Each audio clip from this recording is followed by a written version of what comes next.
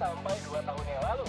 Mulai dari harga Rp25.000 sampai 4 Energi sukses bisnis hanya di RRI Pro 3, jaringan berita nasional. Banyak yang berpikir bahwa pasar ekspor itu hanya dimiliki oleh pabrik-pabrik besar yang bermodal besar, bermodal raksasa. Dan malam hari ini kita akan, ya bisa dikatakan, menjawab mitos itu. Dan di studio juga telah hadir, yang selalu hadir mendampingi kami, yaitu Coach Margetti Harwin, Master Coach dan founder Smart Business Coaching Firm. Coach Getty, selamat malam Coach. Assalamualaikum warahmatullahi Iya. Assalamualaikum warahmatullahi wabarakatuh. Selamat malam Bang Rudi. Iya, sehat ya Coach ya? Sehat, alhamdulillah, ketemu Bang Rudi lagi nih. Lama kita nggak ketemu nih Coach ya. Ketemu Bang Rudi. Iya. Dan nanti banyak hal Coach yang kita tanyakan, Yes. dan juga kita akan langsung berbincang dengan narasumber kami yang juga sudah tersambung melalui aplikasi Zoom, yaitu pemilik usaha Kathleen Toys. Karena malam hari ini kita akan membahas tentang Kathleen Toys, produsen boneka ekspor yang dimulai dari bisnis rumahan ini Coach. Ya. Bersama dengan pemilik usaha Kathleen Toys, Andri Zimokar. Pak Andri, selamat malam. Malam. Iya. Selamat malam Pak Andri. Iya. Terdengar dengan baik ya Pak ya, suara kami di sini Pak ya? Jelas Pak. Baik. Ya, saya ingin ke siapa dulu enaknya ya? Saya ke Coach Getty dulu deh. Oke. Karena tadi saya udah menyebut bahwa kenapa kok yang namanya ekspor itu seakan-akan itu hanya dimiliki oleh pabrik-pabrik besar yang memang bermodalkan besar selama ini. Secara teori bisnis lah Coach ya. Ya. Lompatan terbesar yang harus dilakukan industri rumahan agar tetap eksis bahkan siap ekspor itu apa Coach? Ya, jadi Kathleen Toys nggak langsung besar. Mulai dari kecil, membangun bisnisnya, usahanya dengan naik turun omset, ya, keluar masuk karyawan, ya, bahkan pernah punya masalah macam-macam gitu ya, tetapi tetap konsisten. Sehingga bisnisnya yang tadinya hanya memiliki 10 orang karyawan dengan tukang jahit, ya, finishing, dan juga orang bagian potong dan packing, sekarang sudah mencapai ratusan karyawan. Dan itu ditempuh dalam waktu yang berproses, bertahap, dan kebetulan ini klien saya lama ini. Iya. Ya, terakhir saya coaching Pak Andri ini 2016. Terakhir 2016, berarti sudah 10 tahun yang lalu Pak Andri saya coaching, mulainya 2008. Jadi 8 tahun didampingi, 2016 setelah selesai programnya Pak Andri udah ekspor rutin. Alhamdulillah sampai saat ini bisnis ini masih terus berjalan. Wow, luar biasa. Nah, baru saya ke Pak Andri nih. Pak Andri, bisa cerita nggak Pak, awal mula dari Kathleen Toys yang awalnya tadi ceritanya beraneka atau dinamikanya banyak, bahkan dimulai dari bisnis rumahan, seperti apa sih Pak selama ini? Awalnya sih emang tadinya diajak teman. Ya mulai usaha lah ya Pak ya. Awalnya. Emang lagi ketemu sama Coach Getty, kita karyawan jumlah mesin jahit 7, total 20 orang lah. Awalnya lagi ketemu Coach Getty. Awalnya seperti itu Pak ya? Iya betul.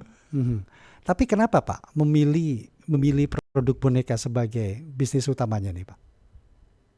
Lagi awal dikasih tahu teman, wah untungnya lumayan katanya. Hitung, oh oke, ya udah coba jalan. Oh. Awalnya dari sana. Awalnya seperti itu Pak ya? Iya. Oke. Dan berapa lama Bapak memang menjalani sampai akhirnya bisa mengembangkan usahanya ke luar negeri nih Pak?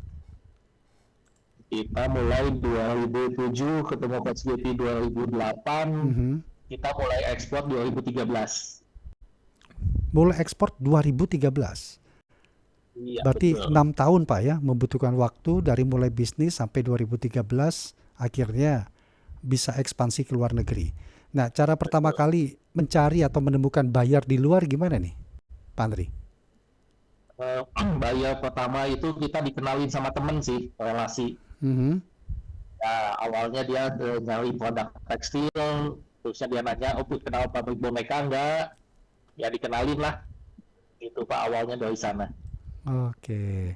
Nah, saya ke Coach Getty lagi nih. Coach, menarik ini coach ya. 6 tahun tapi sudah langsung ekspansi keluar, bahkan sekarang sudah ya pasti semakin sering ini Ya. frekuensi penjualan di luar negeri. Ya. Nah, bagi usaha rumahan apa yang harus diperbaiki dulu coach untuk manajemen level rumahan agar bisa skalanya itu berkembang ke depan ini coach? Ya, jadi kalau kita bangun bisnis rumahan, tentu kita punya keterbatasan modal. Kita belum siap untuk sewa tempat yang besar, Ya.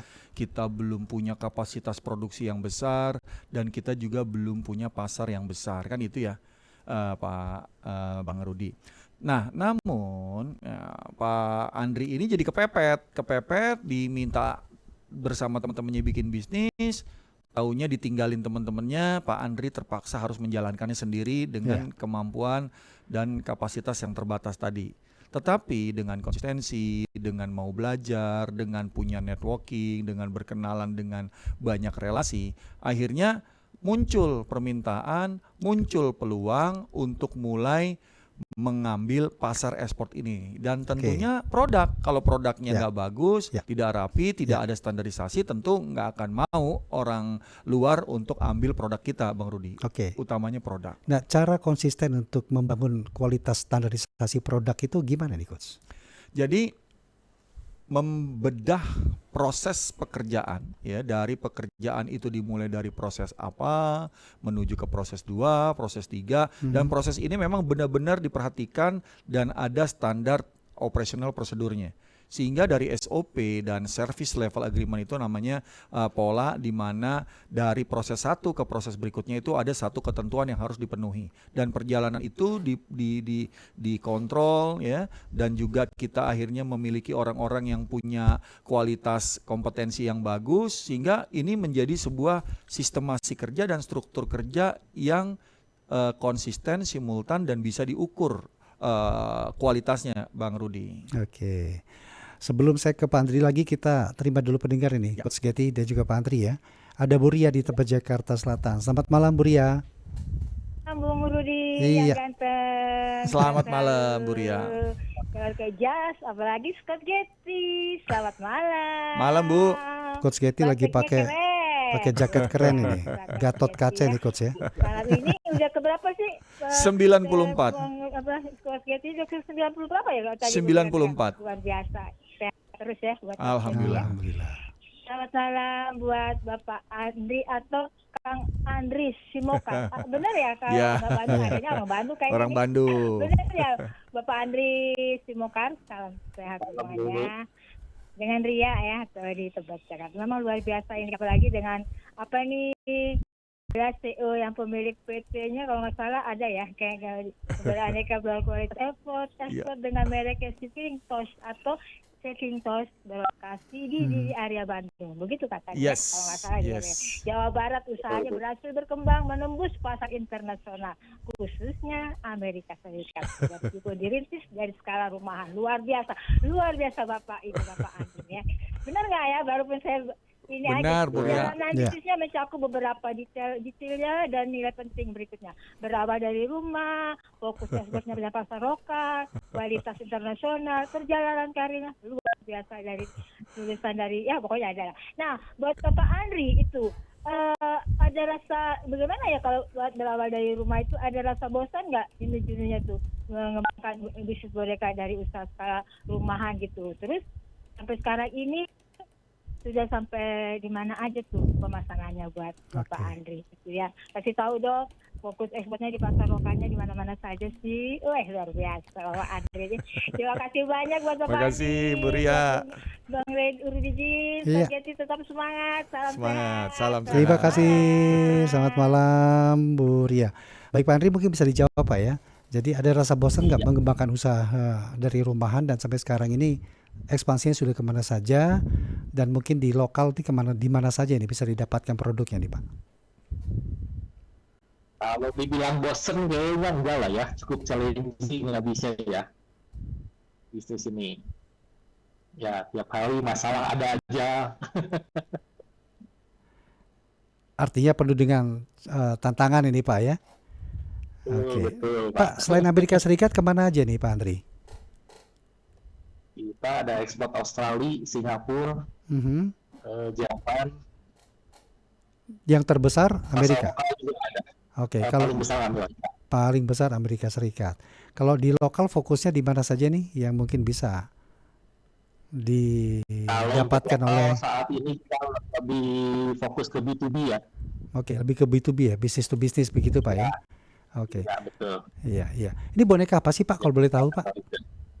Kita boneka soft toys Pak, yang isinya dakon, Oh, sep- pakai kain bahannya ya. iya iya seperti itu. Boneka yang memang menjadi produk utama dari Kathleen Toys ini ya Pak. Betul. Kalau sekarang yang terkenalnya sama Labubu kali ya. Oh, iya iya Ya, iya iya. Iya. contohnya kurang lebih kayak gitu lah. Iya iya iya. Tapi gimana Pak Andri? Pertama ini kan berangkat dari bisnis rumahan, kemudian 2013 mulai melangkah ke internasional atau pasar dunia. Meyakinkan buyer itu untuk kualitas produk Anda itu bahwa ini adalah produk atau kualitas dengan produk yang kualitas yang baik ini Pak.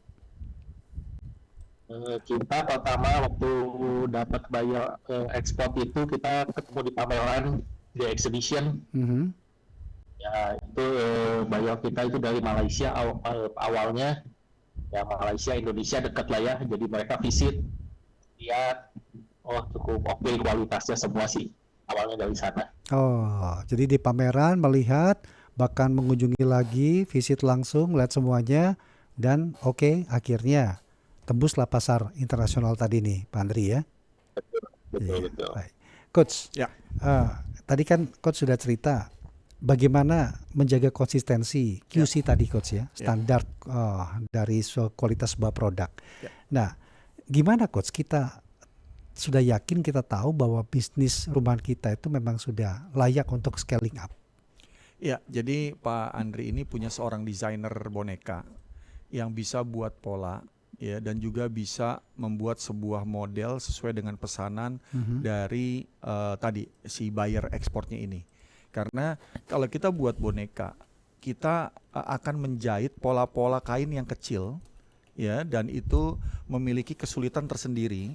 Dibanding menjahit baju yang besar ya garment itu boneka itu ternyata tukang jahitnya nggak gampang, nggak semua orang yang kerja di garment bisa ngejahit boneka dan juga bagaimana ketelitian, kerapian dan membuat standar ukuran boneka itu benar-benar sama itu juga butuh keterampilan tersendiri sehingga ini menjadi keunggulan karena yang mau main di boneka itu nggak banyak.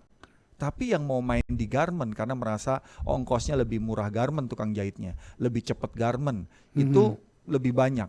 Saya dampingi pabrik garment, pabrik macam-macam, celana, baju, dan ini Pak Andri ini boneka. Saya bisa ngelihat proses dari bahan bakunya yang khusus, dan bahannya juga nggak sembarangan, karena itu semuanya kualitasnya kalau mau untuk ekspor itu harus teruji dulu. Dan itu bahan bakunya nggak bisa sembarangan dan itu masuk kepada standar yang memang diteliti dari mulai bahan bakunya harus aman karena yang gunakan anak kecil, yang main anak kecil tuh nggak boleh sembarangan produk kita bisa pakai untuk sebagai bahan bakunya. Iya. Nah, kesalahan paling umum apa? Usaha-usaha rumahan ini gagal untuk naik kelas itu, Coach? Tidak ada standarisasi. Nah, tidak ada standarisasi, tidak ada kontrol terhadap keamanan kerja gitu ya, dan juga mereka kadang-kadang nggak punya izin. Nah ini yang membuat mereka nggak bisa besar karena mereka nggak punya izin dan yang lebih parah lagi mereka nggak mau belajar. Jadi benar-benar tetap rumahan aja seumur hidup gitu. Oke, saya kembali ke Pak Andri. Pak Andri awal-awal gimana Pak ngelola modal terutama di masa transisi ini Kak? Langsung ke ekspornya tadi nih Pak. Modal bertahap sih sebetulnya Pak. Ya, jadi emang lagi terima order awal juga kita nggak langsung banyak. Udahnya kita nego sama buyer, boleh kita minta DP dulu. Ya, survive lah Pak. Tapi pernah nggak punya pengalaman ditolak bayar gitu Pak? Ditolak ada sih banyak sih kalau yang nolak. Nah, itu mental juga itu coachnya berarti ya. Dan bagaimana meyakinkan ke depan atau kualitas kita itu memang untuk layak untuk mereka. Kita kadang-kadang ditolak itu gini juga. Jarumnya ketinggalan di dalam bonekanya. karena saking sibuknya iya. jarum itu yang untuk ngejahit, tukang jahitnya lupa, kebawa sama bonekanya. Nah, dengan pengalaman itu banyak di reject. Jadi begitu dia ketemu ini di reject satu kantong gitu kan. Oh, ini nggak tahu di mana. Ini ada logam nih gitu kan, nggak boleh. Dan sekarang memang tiap boneka itu diperiksa pakai alat detektor logam sebelum di packing gitu. Jadi itu juga satu pengalaman yang akhirnya membuat proses quality controlnya menjadi lebih ketat. Lebih ketat lagi. Oke, kita ke pendengar lagi nih Coach Getty dan juga Pak Andri ya. Bu Dinda di Bogor, selamat malam.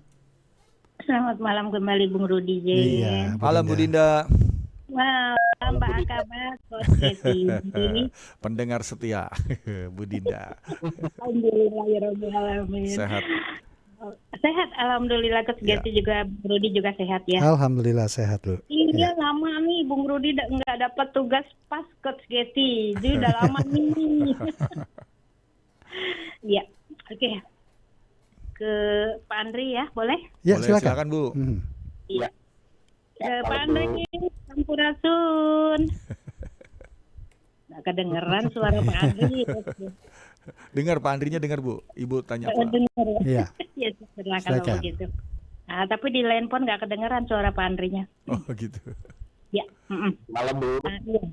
Boneka ya, tadi Coach Getty sudah menggambarkan betapa sulitnya ya menjahit baju-baju boneka gitu ya, karena kecil-kecil gitu ya, mungkin ada juga yang ukuran besar, dan itu pembuat polanya tuh luar biasa ya Coach Getty ya. Iya.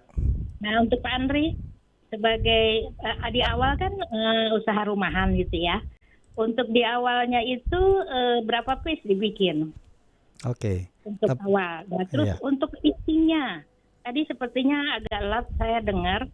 Isinya apa? Karena kalau seperti jaket itu kan ada yang isinya bulu angsa, Ya. ada yang lepas begitu. Nah, untuk produk dari Pak Andri ini apa gitu? Mungkin saya telah tadi dengarnya, mungkin sudah diterangkan tadi itu. Yang kedua, nah terus setelah itu ditolak bayar ya karena ada ini ya memang itu problemo itu namanya. Pak Andri, apalagi ya Coach Getty? Pastinya Coach Getty sudah visit dong ke rumah produknya Pak Andri, dan mungkin juga sudah menikmati hasil dari produknya Pak Andri. Bagaimana menurut Coach Getty waktu visit, dan Pak Andri bagaimana waktu Coach Getty visit? Oke. Ya. Terus berkarya Pak Andri, mudah-mudahan lancar usahanya dan kita bisa nikmati semuanya. Amin Ya. Bu. Coach Getty dan Bung Rudi. Terima kasih Bu Dinda. Terima kasih.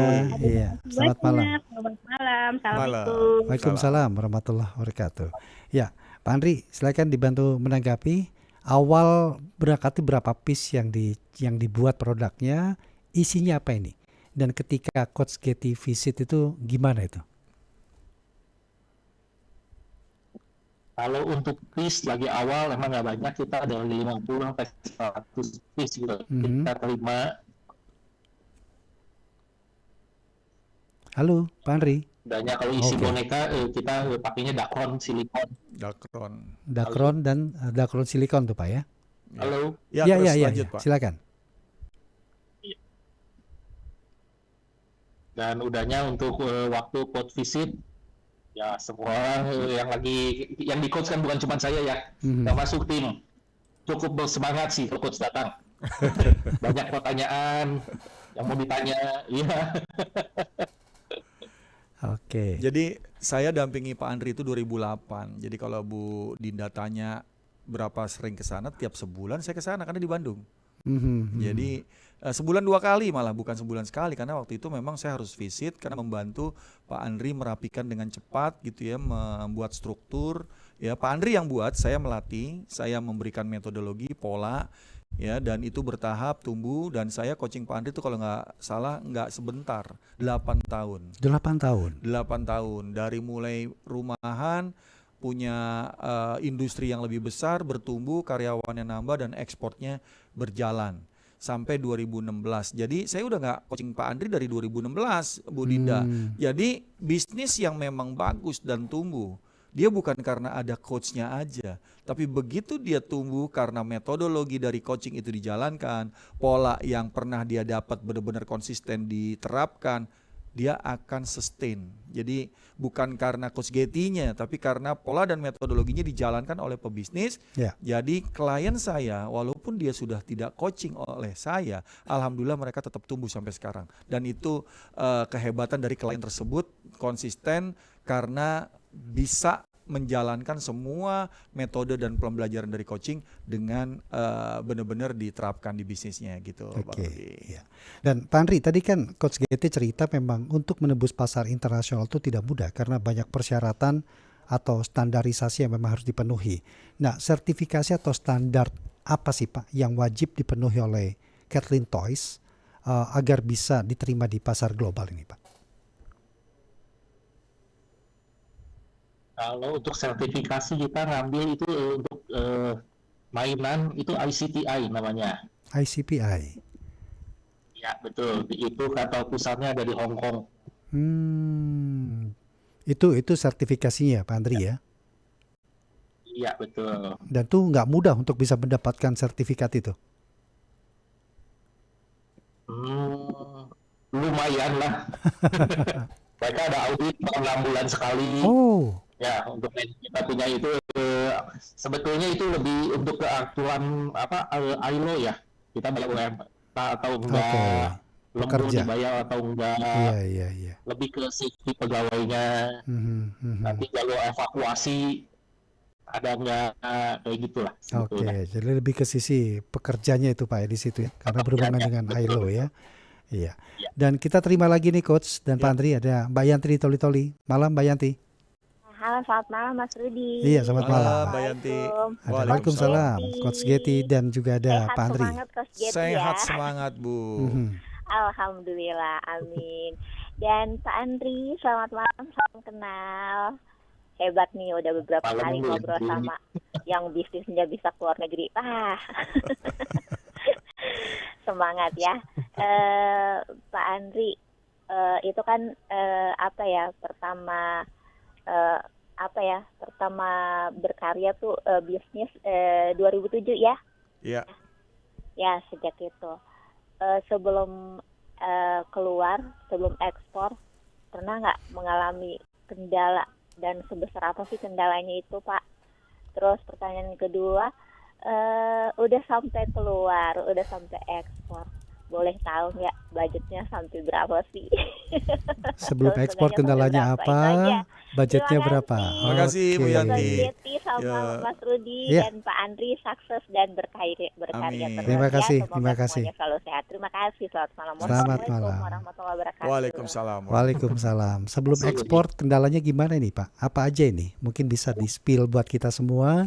Dan budgetnya yang ditanya tadi, Modal ya. modalnya nih kira-kira aja lah kisaran gitu. Kalau untuk kendala sebetulnya lebih ke fasilitas lah yang lagi awalnya ya. Iya. Antara lokal sama ekspor, terutama yang tadi Coach Yeti sempat ngomong itu masalah jarum. Ya kalau lokal ya masih ya itu mungkin kendala paling besar ada di sana awalnya. Untuk modal Pak? Kalau modal berapa waktu itu ya? Mungkin saat itu mungkin 100 jutaan. 100 jutaan. Wah. Nah, Coach. Bisnis rumahan, oke, semua sudah kita ikuti Coach. Iya. Konsistensi kita, bahkan standarisasinya juga kita ikuti secara ketat. Tapi sejauh mana diperlukan riset untuk pasar global ini Coach? Ya, jadi riset ini sebenarnya dimulai dengan apa permasalahan yang ada bagi bisnis yang kita mau masuki gitu ya. Kita masuk dari permasalahan, terus kita juga tanyakan apa sebenarnya yang diinginkan pasar.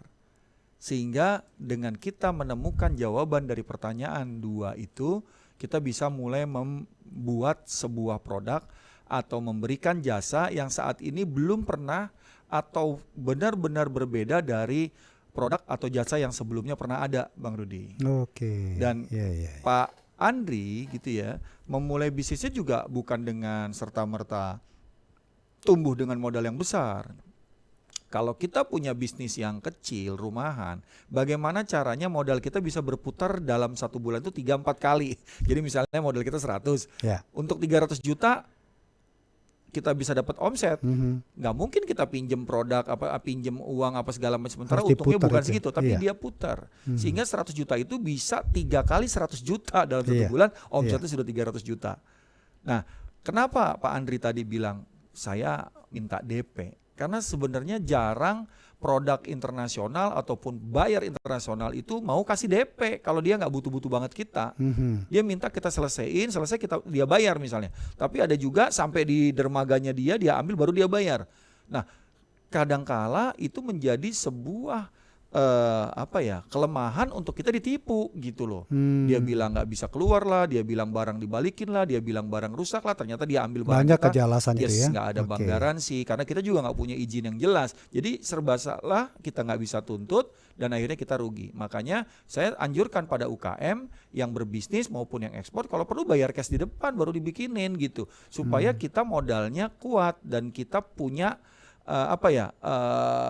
jaminan bahwa produk ini benar, pesanan ini benar, order ini benar gitu, Bang Rudi. Oke. Nah, dalam usaha itu kan kita juga kerap kali melakukan efisiensi, terutama Yes. hal-hal operasional ini. Yes. Strategi yang paling tepat itu gimana itu, Coach? Ya, jadi Tanpa harus mengorbankan kualitas ya. Ya, Ya. tanpa harus mengorbankan kualitas. Jadi Pak Andri ini karyawannya ada yang dibayar borongan gitu ya untuk pekerjaan yang mungkin kadang datang, kadang enggak. Ya, Tapi ya, ada yang digaji juga. Yang digaji ini adalah untuk yang sudah rutin tadi. Ya. Makanya kalau di dalam bisnis kita perlu ada income harian kita. Itu dari mana kita dapat? Income mingguan dan bulanan kita dari mana kita dapat? Karena kalau semuanya income bulanan sementara bayar karyawan harian, harus kuat permodalannya. Kalau Iya. enggak kita kalah modal. Iya. Gitu. Iya. Oh, itu tuh strateginya ya. Oke. Nah, saya kembali ke Pak Andri nih. Saya nggak bisa bayangkan Pak Andri ketika pesanan ke Kathleen Toast itu melonjak cukup banyak lah dengan kapasitas produksi yang dimiliki saat itu. Mengatasi keterbatasannya itu bagaimana? SDM-nya lah, bahan bakunya lah dan segalanya ini.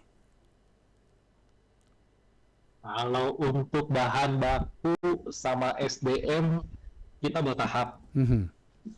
Ya emang kalau untuk modal ya dibantu tadi lah ya, nggak pakai down payment apa segala, sama kita nego untuk masalah delivery. Lagi awal memang kita kan nggak full 1 kontainer untuk ekspor. Ya. Ya kita minta parsial awal-awalnya, mungkin dulu kita minta untuk 6 bulan bertahap, kita tambah gitu.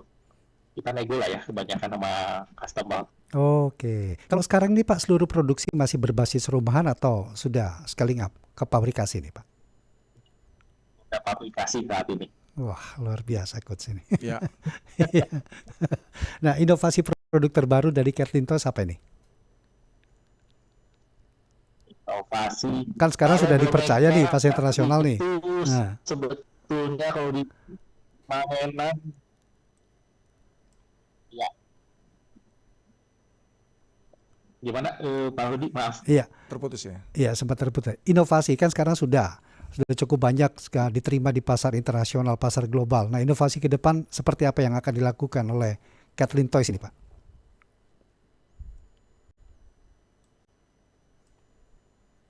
Kalau lihat saat ini pasar tidak kurang baik lah ya sebetulnya ya. Jadi inovasi sih sementara di kita ngikutin yang lagi tren sekarang aja. Oke. Jadi Nyari aman dulu. mengikuti apa yang diminati pasar begitu Pak Andri ya? Iya. Coach, gimana sih cara melatih atau mendampingi Betul. UKM ini agar berani ke depannya itu bermain di pasar global tuh Coach? Ya, jadi kenapa UKM itu berani? Karena impiannya ada. Kalau UKM itu tidak pernah punya impian ingin masuk pasar global atau dia merasa tidak pede masuk pasar global, tentu tidak akan pernah terjadi hal tersebut, Bang Rudi. kalau dia punya keinginan untuk benar-benar masuk ke pasar global, dia sudah mulai cari peluangnya bagaimana, Iya, dia mungkin datang ke kementerian-kementerian yang mungkin bisa berhubungan dengan pihak bayar internasional seperti Kementerian Perindustrian, Kementerian Perdagangan gitu ya. Di situ dia mulai mencari. Terus bagaimana dia bisa dapat bantuan? Mungkin dia ke Kementerian UKM dan dia ke Kementerian Koperasi. Jadi dia sudah ada usahanya karena dia ada tujuannya. Kalau kita nggak pernah ada tujuannya, mau disuruh ekspor, mau disuruh apapun itu nggak akan pernah terjadi.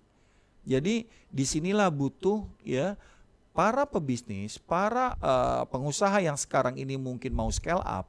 Mereka punya banyak networking, mereka punya banyak relasi maupun berkolaborasi dengan banyak pebisnis lain yang mungkin sudah ekspor untuk mereka akhirnya bisa mudah menjalankan ekspor tadi, Bang Rudi. Karena banyak yang nggak tahu caranya dan ya karena nggak punya keinginan ya nggak usah tahu gitu. Jadinya ya nggak pernah akan ada keinginan itu. Tapi saya tidak menganjurkan harus ekspor juga karena pasarnya Indonesia pun sangat luas dan cukup untuk membuat produk kita ya benar-benar laku dan mendapatkan penghasilan yang luar biasa tumbuh gitu.